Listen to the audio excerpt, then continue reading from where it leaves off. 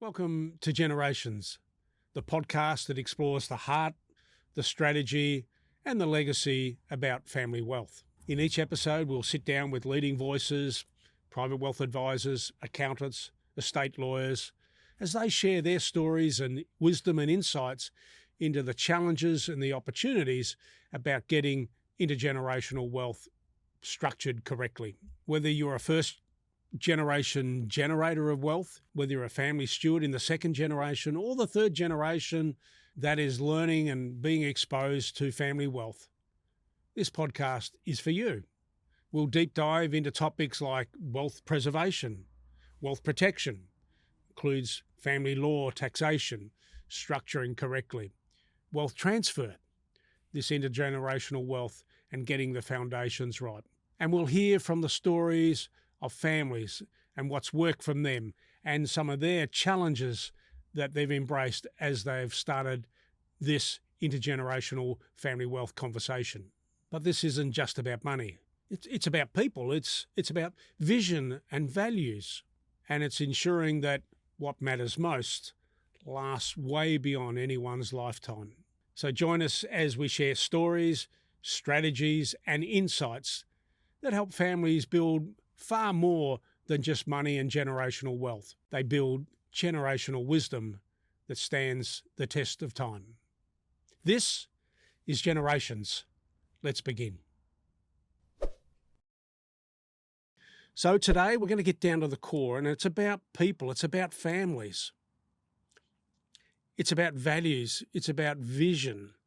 And if they aren't managed well, what are some of the consequences when wealth was meant to bless a generation and ends up becoming something that divides them? So today I'm joined by good friend and colleague Mark O'Leary. Mark and I have known each other for many years, highly respected in the wealth management industry. So, and Mark, you've worked with many families and navigating some of these things. So first of all, welcome to you. Thank you, Peter. Thank you. Yeah, it's great to be here. It really is, and you're right. When we do work in the family succession space, and we've done this for many years, the first thought for most people when we talk to them is all about how they manage, wills, trusts, tax, get the documents right and in the right order. But what I've seen time and again is the real challenge isn't the technical side. It never really is in the true sense. It's the human side. What are the values and relationships and communication that needs to take place between parties to get the transition right? And if they don't get it right, it's going to make or break a legacy. We see that time and again. Yep. So Mark, when you say the human side of wealth, what does that actually mean?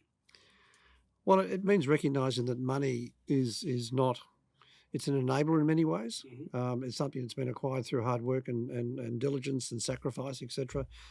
But at the end of the day, it's there to do a job in terms of supporting one generation and maybe the next. And so when thinking about how to transition across from one generation to another, it's all about trying to identify what is the real intention. Yeah. Families that succeed in transitioning wealth really sort of focus on the core values, which is wisdom, values, and visions. I mean, what is the vision behind the transfer? What are you trying to achieve for the next generation? And in many cases, the generation following.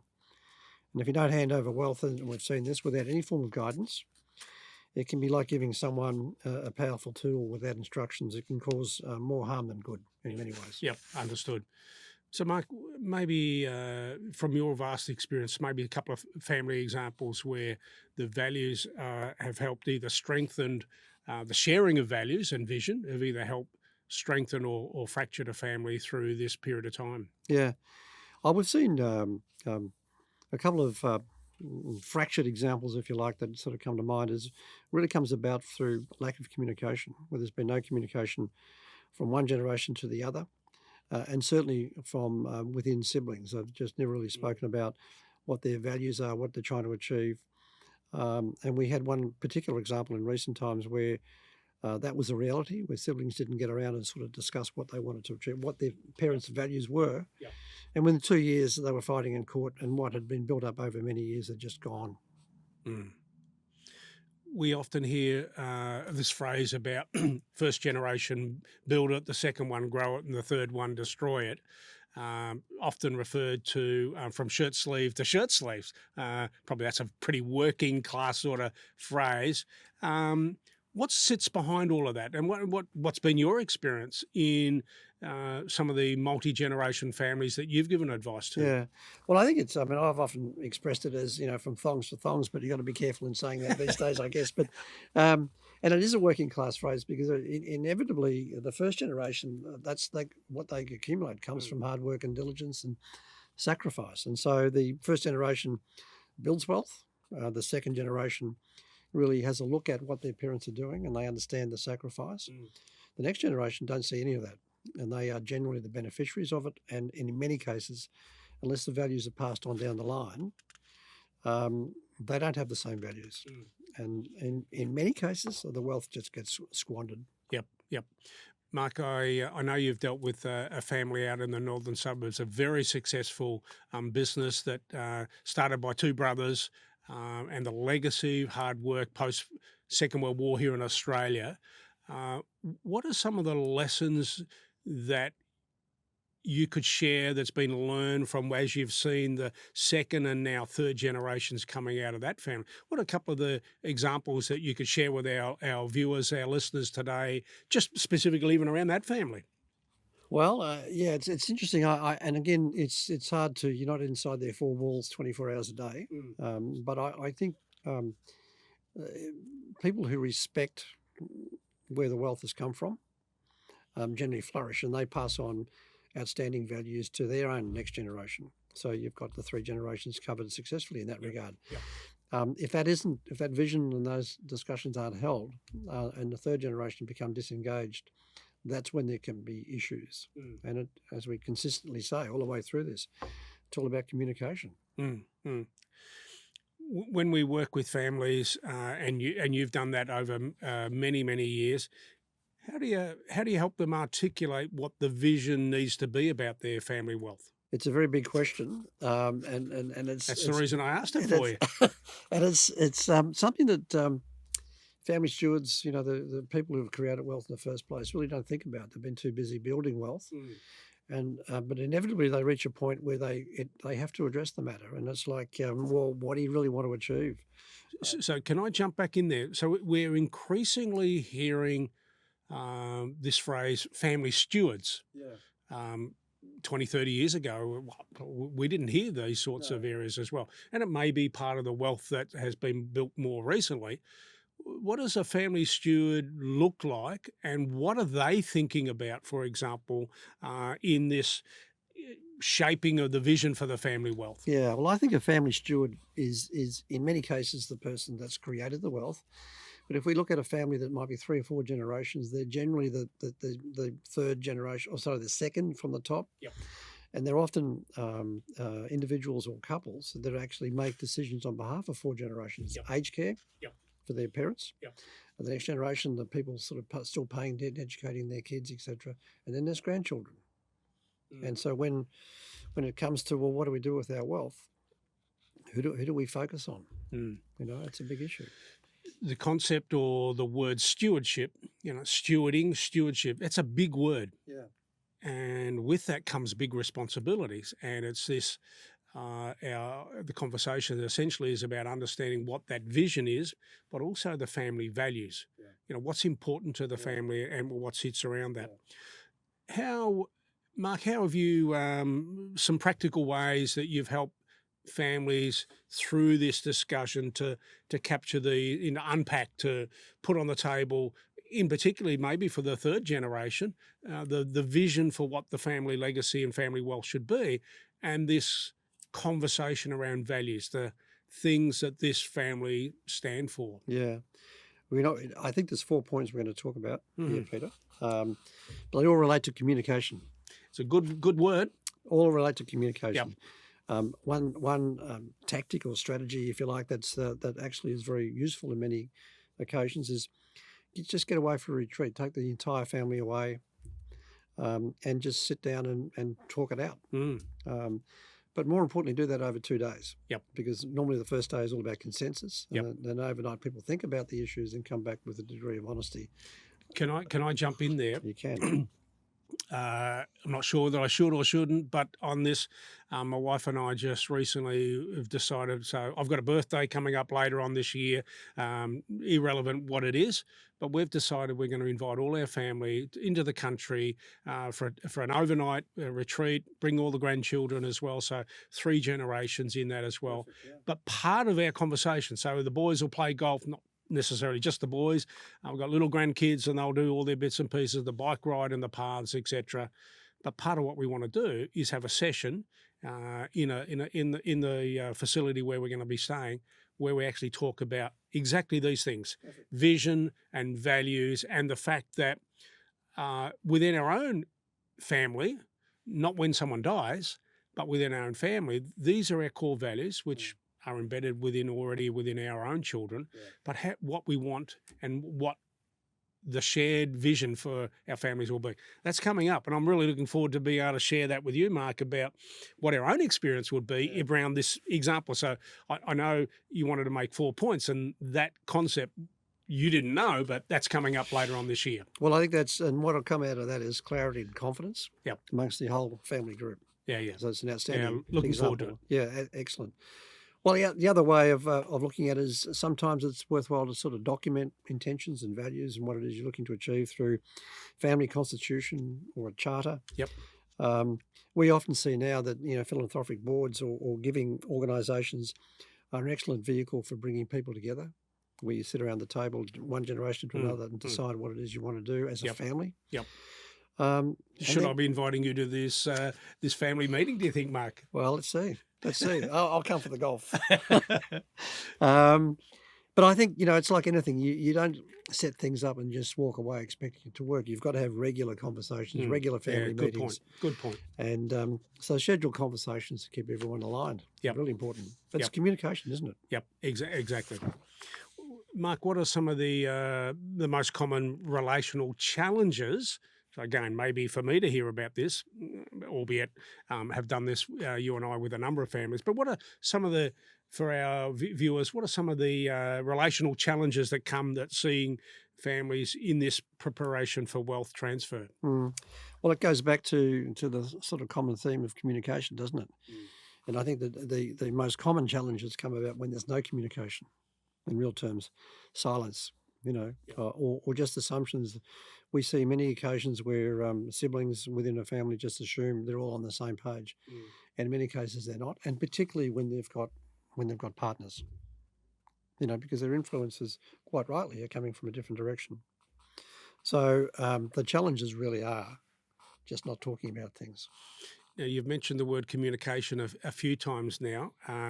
What are some of the practical steps that families can take in either starting or improving this communication? Yeah, that's a very good question, because it's all very well to get enthusiastic about getting everything on the table, but you just don't go flying into it because it's just going to create mayhem in many ways. So it's all about starting small, talking about really what's important to each other and to the family. What are our goals? Put them on the table. One family members will be different to the others, etc. So one of the words that you and I often use when we're discussing this with family, we talk about aspirations. And it's it's more of an emotional feeling type word, as distinct from goals. We think of that in sporting analogies, but aspirations tends to go a little bit deeper, goes into maybe what's in the heart and mind of someone, and brings that out.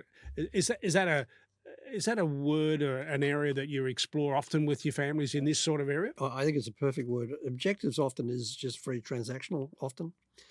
Aspirations, as you say, it's more emotive in many ways. You mentioned a team sporting theme, I think, Peter, just a little second ago. And I think that sort of brings us to another strategy, which is really important in many cases, is to have a neutral facilitator, not a coach necessarily, but someone who can sort of guide the conversation and avoid confrontation. You've done that many times, as have I, for families. What are some of the lessons that you've learned around that? And then equally, if I can ask a second part of that, what do you do when the generations don't agree? When the older generations, its vision and values, the younger generation say that's not what we think, or we want to go in a completely different direction, where their values or objectives or aspirations are vastly different. Yeah, I think there's a growing divide in many ways between generations. Where one generation to another all might share the same values in real terms, but they have different aspirations, as we've been touching on. Yep. And so the older generation, the rainmaker, if you like, the people who've actually created the wealth in the first place, are really concerned about protecting what it is they've built up, and then passing it on responsibly to the right generation, which mightn't be their next, but could be their grandchildren in many cases. Yep. Whereas the younger generation tend to look at what's coming down the line for how they can sort of use what's been accumulated to clear away their accumulated responsibilities, debt, etc. For example, school fees, mortgages, those sorts of areas, or jumping on a plane and going overseas. Right. So it's like, well, how important is that to you? And from the older generation, sort of seeing that, just understanding it, that's the way it's going to be. You can't control everything. Necessarily. Yep. So that's all. Responsibility, I think everyone defines responsibility a bit differently. You mentioned a word before around protection. There was research done just last couple of years ago, which we helped to co-underwrite. And the research was asking, what are the 5 key concerns of the affluent? Let's just use the word affluent. Let's leave aside high net worth, super high net worth, whatever. Let's just use the word affluent. And what came out of that were their 5 key concerns were in order. And number one, and this is the generation that have actually got the wealth at this point in time. And many of them now are in their 60s, 50s, 60s and 70s. Let's leave aside the young emerging entrepreneurs who are doing amazing things in technology and life sciences, etc. Their number one key concern here was about protection of wealth. Number 2 was then protect my wealth. And it's because it gets to the heart of the matter. They've worked jolly hard to build it. They want to preserve it, protect it and transfer it. And that's a conversation I know, Mark, you've had many, many times with your families as well. Maybe a couple of examples, illustrations of this concept that you've had and the discussions you've had with families. Some of them have many children and grandchildren. Some families have just got one child, and that one child is a little bit socially susceptible, if that's the right word. Vulnerable is a better word. Thank you. Share with the audience, Mark, some of your experiences around preservation, protection and transfer, but the conversations that work and don't work. Well, I think conversations work straight up, and honest conversations, really, there's no alternative. So that's the bit that works. But I think that honesty has to sort of include what you've sort of touched on, Peter. You've got a number of people in the family. They all might have different needs in terms of, and they all might have different levels of vulnerability. And I think if we understand and accept that the family steward, the accumulator, if you like, his main focus is on protection. They'll want to protect the next generation as well, as best as possible. So that example where you spoke about the individual who might be vulnerable to people leaning on in the inheritances going forward, well, that needs to be taken into consideration in planning for that individual. And maybe that's a bit different. And we see other examples where increasingly the stewards are actually skipping a generation in terms of what they intend to do via inheritances. To grandchildren. We're seeing that increasingly, haven't we? So it's not just here's a family, this is what we're going to do. It's more about how do we do this properly for everybody. We talk about protection around tax planning, family law, separation, divorce, all of these sorts of areas as well. But increasingly we've got the generations, the children or grandchildren that are in relational issues. Sometimes we're hearing around substance abuse issues, not necessarily working in a proper environment as well, and increasingly health disorders and disabilities as well. These are areas of conversation that need unpacking as well. Mark, I'm going to lead you in a slightly different direction. estate equalisation. Along the journey, some parents and or grandparents are helping one child or another for different stages of their journey. This child's married, mortgage, and 3 or 4 children. Then, yep, they've got another child who's single, been, in a career, no partner, no children. The first child has been, the parents have helped. Share some of your business wisdom and experience and conversation around this concept around estate equalisation, both in a living sense and in potentially when mum and dad ultimately pass. Yeah. I knew you'd go down a different path, Peter. Yeah, look, I think it's a very important issue, and it's often not addressed. It almost creeps up on a lot of families in many ways. You would assume that all parents love their children equally, but many of them head down different pathways in terms of where they go to set up their careers. Yep. Some stay in families, some stay on farms, and others leave the business, and some leave the farms, right? Yep. And so it's a very important issue. You don't want to at the end of your life, when you start to think about inheritances and distributing wealth, you need to treat every child equally. But that doesn't. Do you need to? Do you really? I think do most you really families need? Well, I think that's any parent would want to do it. I'm going to give you an example, one that I'm working with at the moment, which is a farming client, multi-generational farming client, been there on the farm for 120 plus years. Yeah. Son has been from birth, been working on the farm, etc. The sister, younger sister, single, been gallivanting around the world, 6 or 8 times every year, enjoying some of the spoils, etc. The son, it's almost like the prodigal son, isn't it? The story in the Bible. What happens then when mum and dad ultimately, and the mum and dad are now late 70s, but I know there's been not one word of conversation. And the son is thinking, is this my inheritance? My sister has really done not a day's work on the farm. And yet what happens? Do we open up mum and dad's will and say divide it 50-50?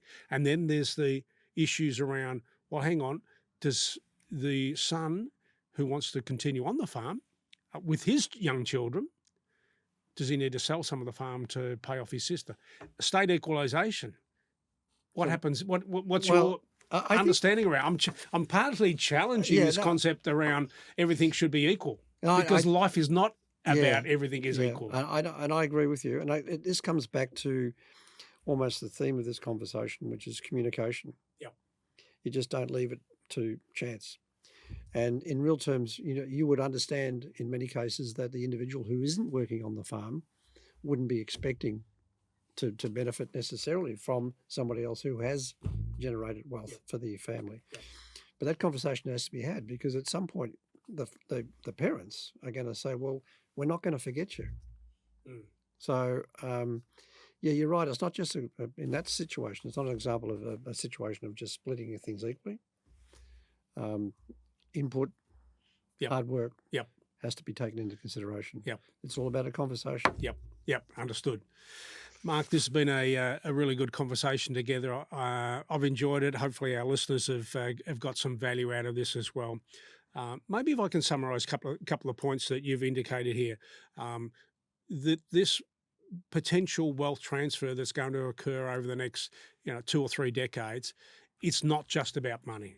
It is about families. It's about understanding individual family circumstances, and it's not just about tax or property or, in many cases, businesses, and we haven't even touched on that today. We will pick that up in a future episode, business succession planning. But families who succeed don't just leave assets. They leave a legacy, they leave shared values, they share a clear vision. And I think we can pick up here for our listeners, when you've mentioned it 3 or 4 times, they talk early, they communicate often. And I think that's a really good point as well. And in some ways what I'm hearing, Mark, is they build trust intentionally, not just build it because about managing money or portfolios as well. Mark, thanks for joining us today. I really shared your insights. Maybe a couple of key takeaways from you as we start to wrap this up. Well, yeah, thanks, Peter. It's been a great opportunity to sit in and have a chat to you, as we often do, about matters. Good fun. I've enjoyed it. Yeah, it's been fun. Can I just add this? So I think from what we see and what you see over many years is that families who view wealth as an enabler are the ones who tend to thrive across generations. Not everything's guaranteed, but that's generally the way I see it. And for them, it's about creating an impact now and over the longer term, and not just an inheritance. There's a big difference, I think. I like it. That's a good closing comment, Mark. Building an impact, not just an inheritance. Folks, thank you for listening. In our next episode, we're going to be talking to a specialist tax advisor around some of the challenges that we're finding here in our country around taxation, structures, and the planning that's appropriate, and the discussions and conversations that are important around building and obtaining holistic advice around this whole intergenerational wealth transfer. And it is not just about waiting until someone passes away. Increasingly, this is about navigating this conversation, as we've been hearing from Mark today, around getting in early, having the conversation. So next episode, we've got someone who I know you will get a lot of value out of as well. So I'm Peter Leggett. Thanks for listening and watching, and I look forward to seeing you all at the next episode of Generations. Bye for now.